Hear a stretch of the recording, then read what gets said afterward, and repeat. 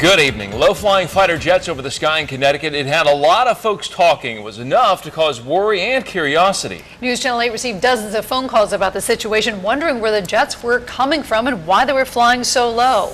News Channel 8's Bob Wilson is live in North Haven, where many saw those planes. Bob.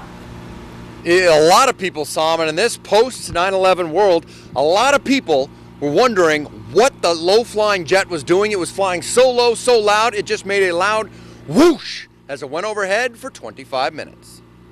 I got nervous, very nervous. I mean, we were inside the building and, you could really hear and the windows were shaking. And we looked up in the sky, we didn't see anything. So then they started to get nervous. Back and forth for a good 20-25 minutes. Scared the heck out of the neighborhood. It was a quiet Thursday afternoon in North Haven. A daylight moon hung in the sky, and then so did a military fighter. It looked like he was coming in for an airstrike. He was, was moving at 360, and it looked like, he at any time he could have came in, dropped a bomb, any type of a bomb, and it took off and say sayonara. People from all over the area called News Channel 8. Our desk received more than 60 phone calls from concerned residents, worrying, wondering what was going on in the skies overhead. So here we got a strange aircraft flying 3,000 feet above.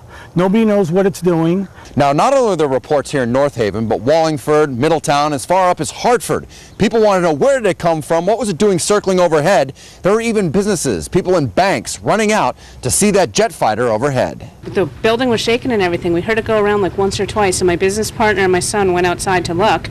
News Channel 8 went looking for some answers. We called the Connecticut Air Guard, the governor's office in Bradley Airport. They didn't know about it. We called the FAA. They investigated and said it was an F-18 fighter out of Virginia.